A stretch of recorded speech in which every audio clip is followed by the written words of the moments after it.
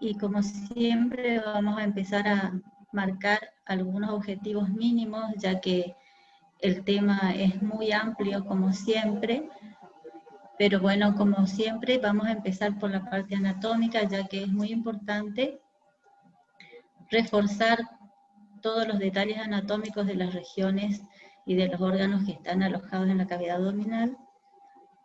Cómo se ven estos órganos en las imágenes, aprender los patrones de distribución de aire normal y patológico y poder relacionar entonces así con todos los diversos procesos que afectan a la cavidad abdominal. Vamos a empezar entonces haciendo una división del abdomen en 9 cuadrantes. Las líneas verticales van a ser las que van a pasar por la línea medio clavicular por arriba y abajo la espina ilíaca anterosuperior a ambos lados de la línea media, y 2 líneas horizontales, una que pasa por debajo del borde subcostal y la otra que pasa por encima de las crestas ilíacas.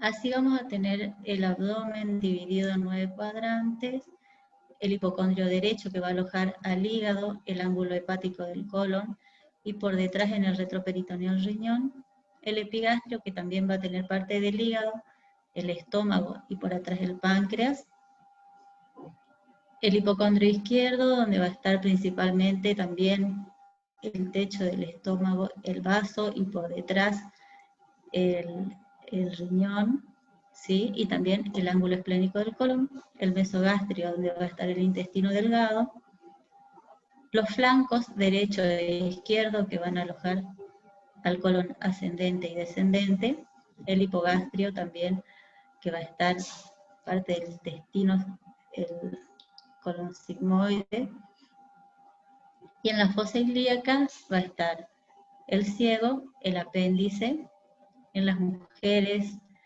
trompa y ovarios, y la fosa ilíaca izquierda, el colon sigmoides y también la trompa y el ovario izquierdo en la mujer. En este corte sagital podemos ver a la cavidad abdominal revestida en su pared abdominal posterior, digamos la pared abdominal anterior, en la cara posterior, mejor dicho, está recubierta por el peritoneo parietal, que se va a prolongar hacia las vísceras, recubriéndolas, formando el peritoneo visceral. El peritoneo va a formar unos repliegues que al unir 2 órganos entre sí van a formar los epiplones. El epiplón menor va a unir el hígado con el estómago, el epiplón mayor el estómago con el colon transverso, y después los mesos, que son otros repliegues del peritoneo, van a unir las vísceras a la pared abdominal. En este caso, el mesocolon transverso va a unir el colon transverso a la pared abdominal posterior y el mesenterio, el intestino delgado, también en la pared abdominal. Estos repliegues o mesos van a dividir a esta cavidad en el espacio subfrénico derecho, por debajo del diafragma y entre el diafragma y el hígado, el subfrénico izquierdo, el espacio supramesocólico derecho, el supramesocólico izquierdo, los parietocólicos derecho e izquierdo entre la pared abdominal, el colon ascendente, la pared abdominal, el colon descendente, y los espacios mesentérico-cólicos izquierdo y derecho dividido por la raíz del mesenterio. Estos espacios o compartimentos son muy importantes porque nos va a dar idea de la circulación del líquido en la cavidad, en algunos casos como ascitis o politraumatismos donde hay sangrado del abdomen, y entonces a nosotros nos va a dar una idea de dónde ir a buscar ese líquido, digamos. Entonces vamos a dividir a los órganos abdominales en los que están por dentro del peritoneo y los que están por detrás del peritoneo van a ser los órganos retroperitoneales. Dentro del peritoneo vamos a tener el hígado, el vaso, el estómago, el intestino delgado, ciego y apéndice, colon transverso y el sigma, y por detrás del peritoneo los órganos retroperitoneales digamos, que forman el aparato digestivo, tenemos el duodeno, el páncreas, el colon ascendente y descendente. El retroperitoneo es un espacio que va a alojar también a toda la vía urinaria y los riñones y las suprarrenales, y están delimitados por delante por el peritoneo parietal posterior. El retroperitoneo aloja unas fascias, que es la fascia pararrenal anterior y la fascia pararrenal posterior. Estas van a delimitar el espacio perirrenal, donde está ocupado, digamos, por la grasa perirrenal y adentro de los órganos, ¿sí? Y por detrás va a tener el espacio pararrenal posterior, que está ocupado solamente por grasa, y el espacio pararrenal anterior, donde está el páncreas, el colon ascendente, el colon descendente y el duodeno. ¿Cuáles van a ser los métodos entonces que nosotros vamos a tener para estudiar el aparato digestivo? La radiografía simple, la radiografía contrastada.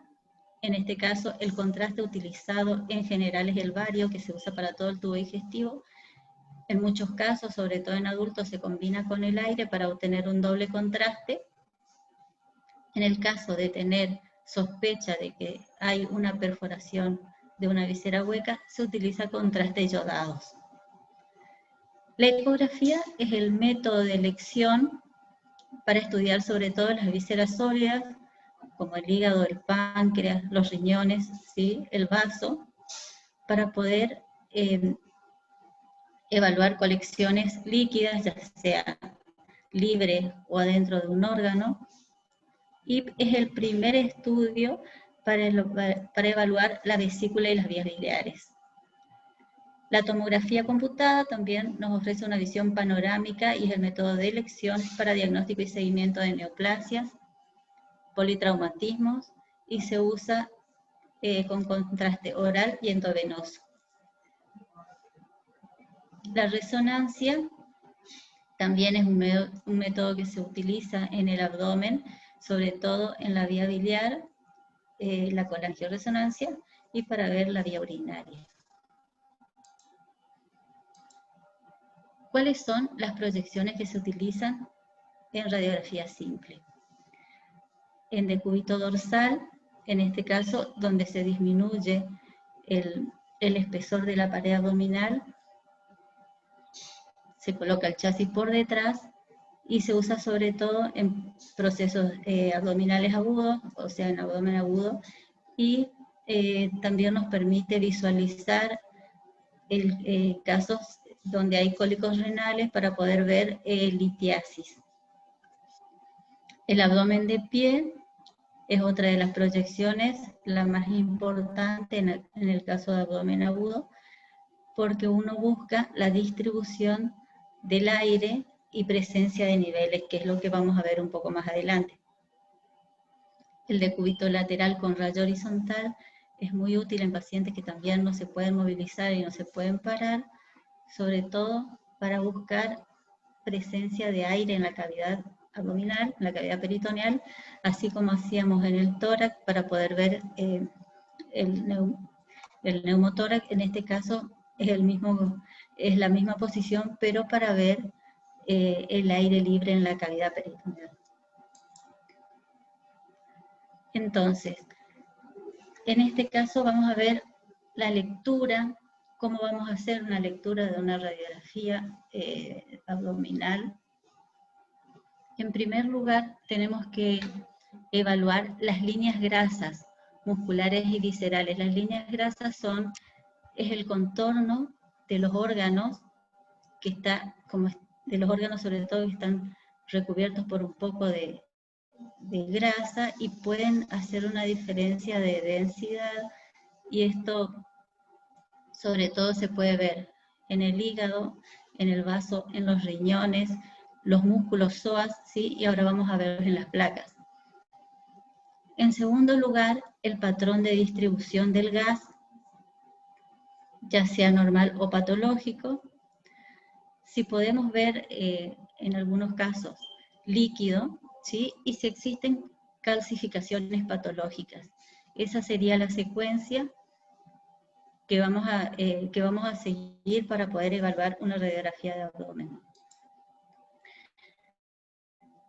¿Qué es las líneas grasas? Acá vemos, por ejemplo, en esta radiografía de pie, el hígado que está alojado en el hipocondrio derecho. Vemos acá la última costilla y el contorno del hígado como se dibuja, en este caso. De este otro lado vemos las sombras de los riñones que se pueden dibujar perfectamente por el espacio perirrenal que tiene contenido grasa, entonces puede hacer esta diferencia de densidades. Las líneas de los psoas, ¿sí? Y en el hipocondrio izquierdo, el contorno del vaso, también que se puede observar, digamos, siguiendo acá no tenemos que confundirnos con los riñones, siempre tenemos que acordarnos de la anatomía, que el eje mayor del vaso tiene una dirección de afuera hacia adentro, digamos hacia la línea media. Y los riñones tienen la dirección de adentro hacia afuera en su eje mayor. Los contornos de los psoas, como se pueden evaluar acá, y en esta primera placa se ve el contorno de la vejiga. Es lo primero que tenemos que evaluar, digamos, cuando empezamos a mirar una radiografía. ¿Y por qué es importante? Porque si hay algún proceso inflamatorio o proceso expansivo, va a borrar o desplazar estas líneas grasas de las que estamos hablando. Acá vamos a ver unos ejemplos en esta primera radiografía.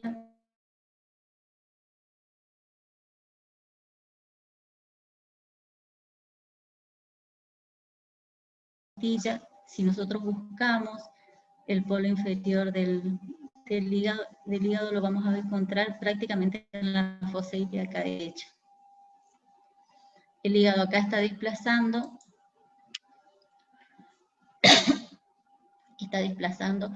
al ángulo hepático del colon hacia abajo. Entonces acá podemos ver que tiene una hepatomegalia, ¿sí? En este otro caso vemos una imagen redondeada de aumento de la densidad que va desde la pelvis menor hacia arriba y produce también desplazamiento de todas las asas intestinales. Y en este último caso vemos la línea grasa del vaso que está como saliendo de su celda y también aumentado de tamaño y que produce desplazamiento del ángulo esplénico del colon. Esa es la importancia de poder reconocer las líneas grasas en el abdomen, que son los contornos de los órganos o de los músculos que nos van a permitir evaluar muchas veces como primera medida y después, en un segundo caso, pedir otro método de estudio. Estas son radiografías contrastadas que después la doctora Cura le va a dar un detalle mejor, digamos, de los estudios contrastados, pero más que nada para poder ver dónde se localizan las vísceras en el abdomen. Acá tenemos el estómago, con el techo, el cuerpo, y la región antral, la primera porción del duodeno, segunda, tercera y cuarta.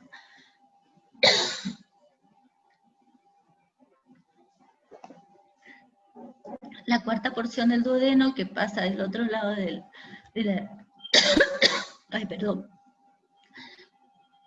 pasa al otro lado de la columna y hasta el ángulo de Treitz por detrás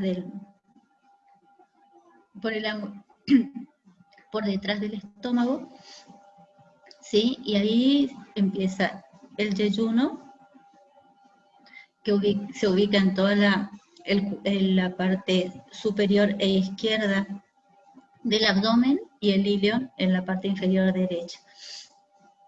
Y el marco colónico, que se reconoce por las austras, ¿sí?, que está ubicado en la parte más periférica, el colon ascendente, el transverso, el descendente, el sigmoides y la ampolla rectal. Entonces, ¿qué es lo importante? Después de reconocer las líneas grasas, poder ver el aire o el gas, digamos, y si este gas está adentro o afuera del intestino. Y si esta distribución de gases es normal o patológica. El aire fuera del intestino es patológico siempre, ¿sí? Adentro del intestino sabemos que tenemos gas, ¿dónde? En el estómago, formando la cámara gástrica, en el duodeno un poco, ¿sí? Y en el colon, en la región fecal, se ve sobre todo mezclada con materia fecal, y en la ampolla rectal. Entonces, nosotros tenemos que saber si ese aire intraluminal es normal o tiene un proceso inflamatorio. Este es patológico cuando en estas dos circunstancias, por ejemplo, el ilio, que es la interrupción del tránsito intestinal y que produce distensión del tubo digestivo, la consecuencia es dolor y falta de eliminación de gases y materia fecal. El ilio puede ser paralítico, que es secundario a procesos inflamatorios metabólicos o farmacológicos, también en procesos postquirúrgicos, donde se detiene el tránsito intestinal, o puede ser mecánico, cuando hay una obstrucción real, un obstáculo al tránsito del intestino. Estos son los casos de bridas, estenosis intestinales, invaginación o vólvulo. En este caso, nosotros tenemos que pedir una radiografía de pie que nos va a mostrar una distensión del intestino y las asas con niveles de líquido y aire. ¿Cuál es la diferencia entre un ilio paralítico y un ilio obstructivo mecánico? Que en el ilio paralítico, la distensión de todos los segmentos se observa, digamos, distensión en todos los segmentos del intestino y hay niveles hidroaéreos en todo, absolutamente en todo, pero tenemos aire en el recto, ¿sí? En el ilio mecánico o obstructivo no hay aire distal y la imagen va a depender cuál es el nivel de la obstrucción. Acá tenemos, por ejemplo, dos casos de ilio paralítico o adinámico. En estos dos pacientes son casos de abdomen agudo por apendicitis y vemos que tiene niveles hidroaéreos en todo el intestino, sí, pero se ve el aire distal en la ampolla rectal. Acá tenemos niveles en todo el intestino. En cambio, el ilio mecánico, hay una distensión en la parte proximal al sitio de la obstrucción. Y la imagen que vamos a ver, o sea, los signos radiológicos, van a depender de la causa, del sitio de la obstrucción, de la gravedad y del tiempo de evolución. Y a lo largo de todo el tubo digestivo podemos tener estos procesos. En este primer caso, que hay una sola burbuja, una distensión que corresponde al estómago, ¿sí? Cuando vemos una sola burbuja es porque es la primera parte del tubo digestivo, es decir, intraabdominal, que es el estómago, y que tiene una obstrucción a la salida del órgano.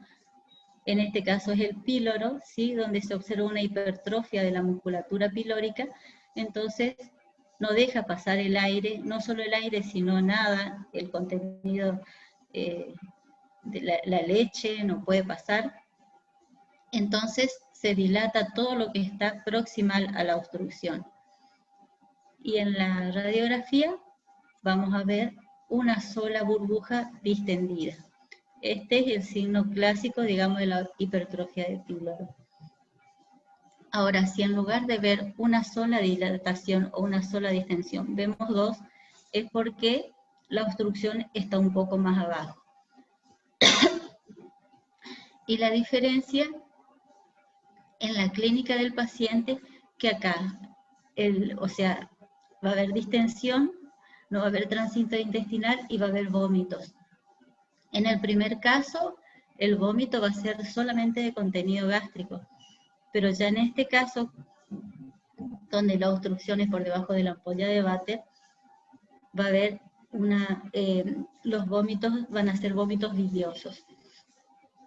Entonces, en este caso, donde hay distensión de dos asas muy grandes, digamos, sabemos que la obstrucción está más allá del píloro, y este es el signo patognomónico también de la obstrucción del duodeno, que puede ser una estenosis, puede ser bridas, puede ser cualquier otra causa que produzca una disminución o ausencia del tránsito intestinal después de la segunda porción del duodeno.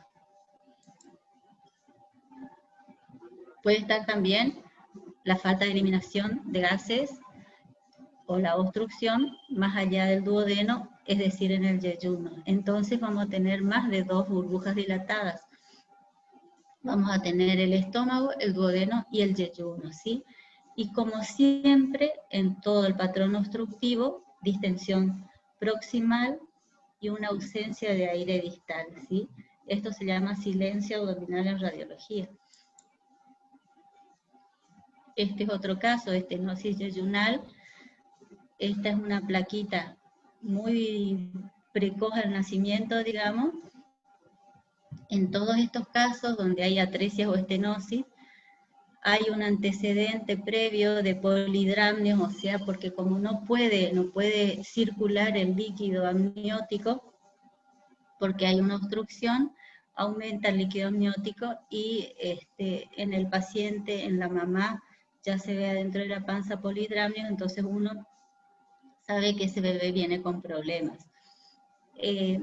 La primera placa, a pocas horas de nacer, se ven estos niveles, ¿sí? Se ve más de uno, se ve más de dos, entonces ya sabemos que no es una estenosis pilórica, sabemos que no es una estenosis duodenal, sino que la obstrucción está más bajo.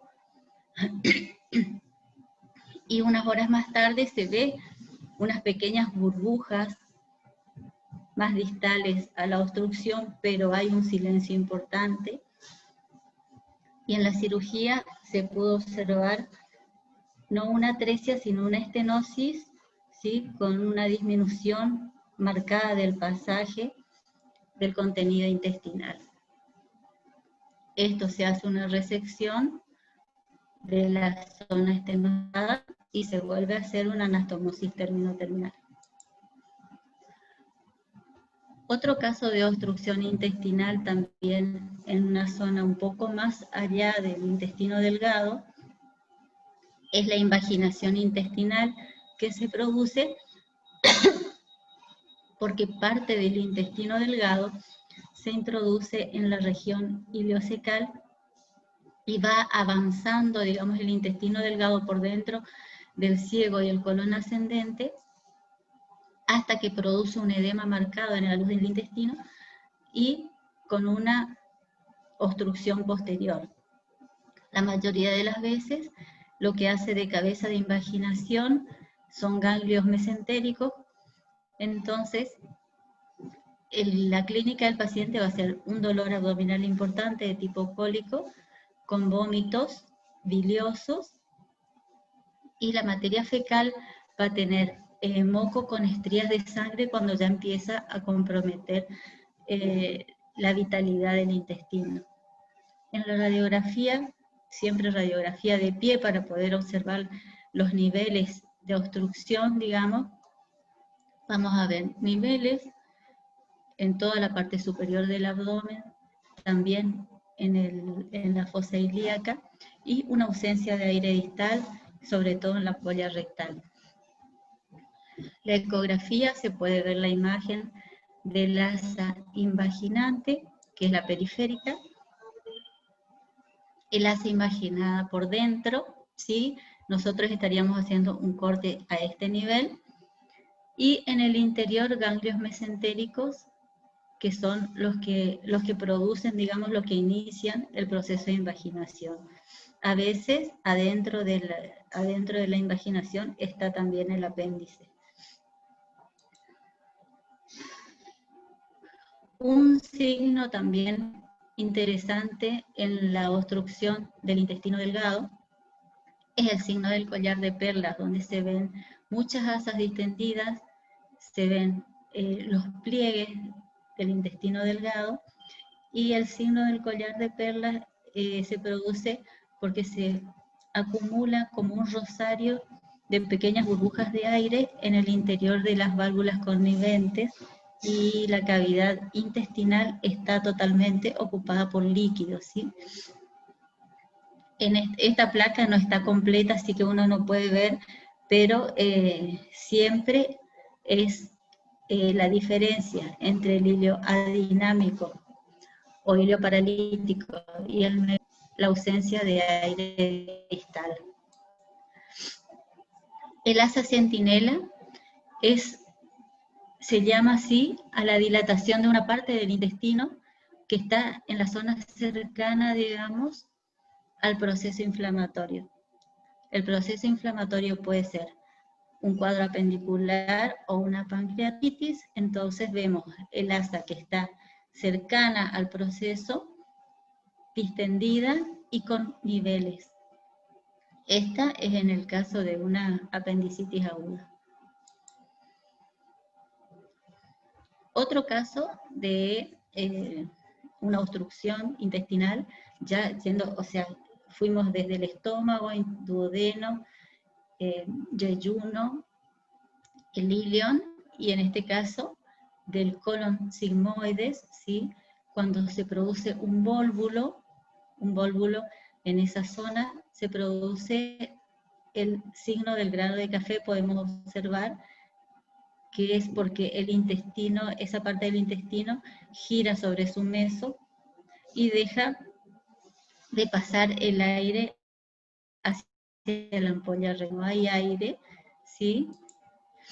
Y este es otro ejemplo, cómo se ve, cómo se produce el vólvulo.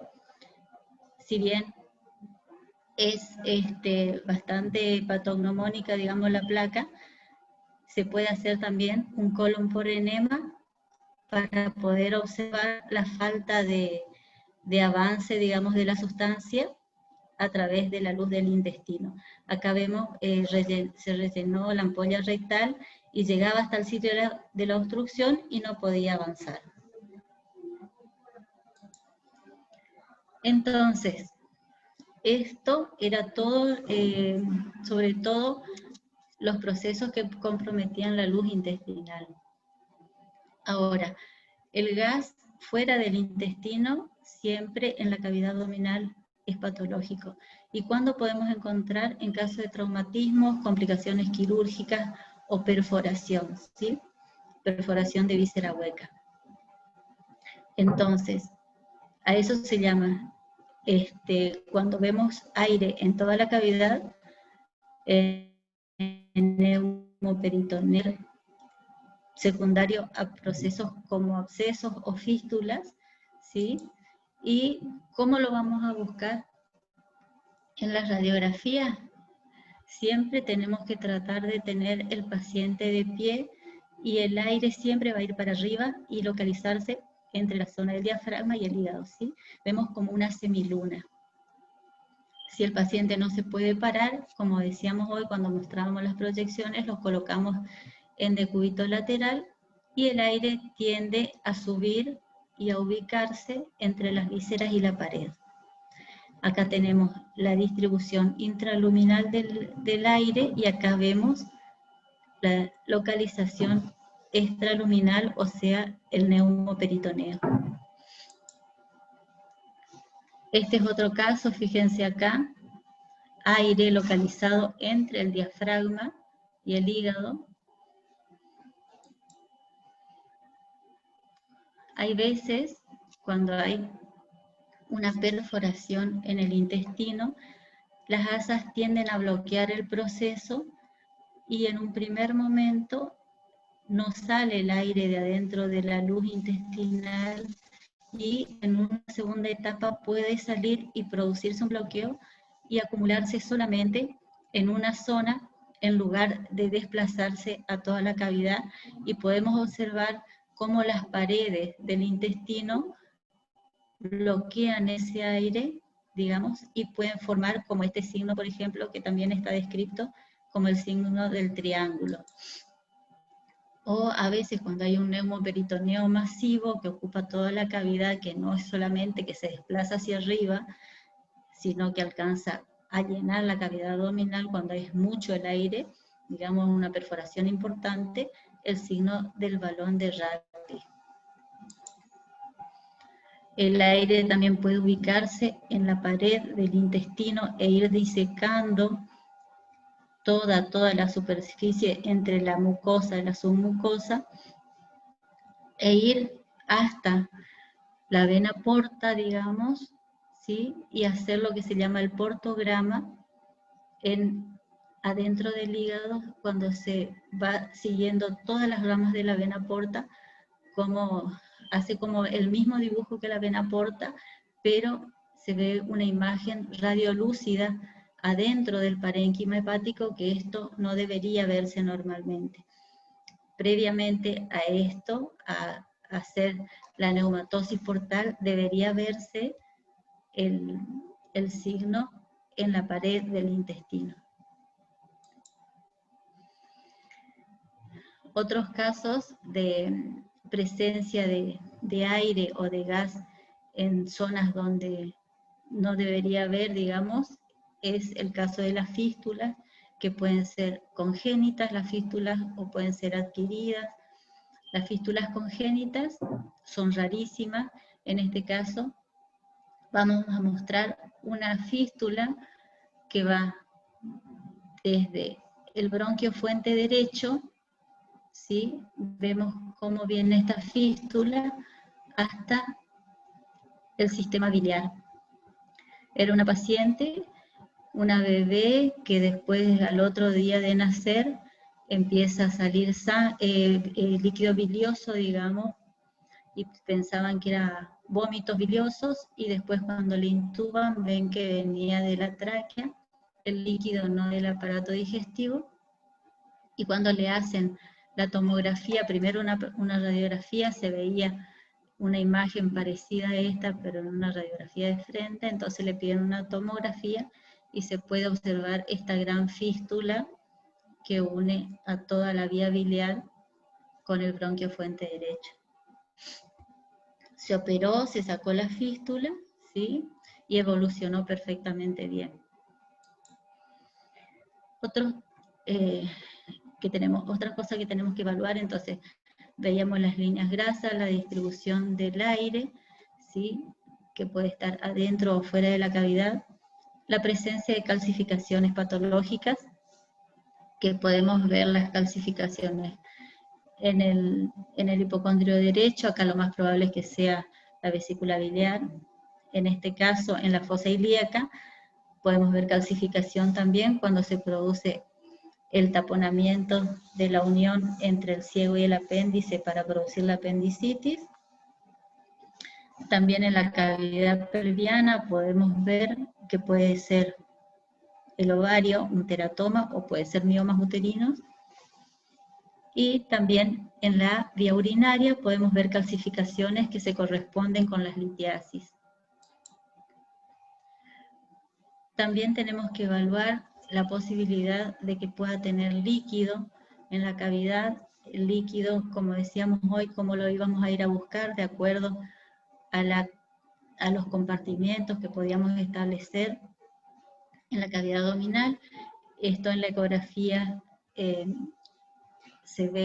así se ve el lóbulo derecho del hígado con el riñón por abajo, y el líquido que está bordeando, digamos, a todo el órgano. Este sería el espacio de Morrison. Nosotros el líquido libre en la cavidad lo vemos negro, ¿sí?, por ecografía, y cuando está localizado adentro del órgano lo vemos como un absceso o una colección. Acá se ve un absceso en el hígado, en el lóbulo derecho del hígado.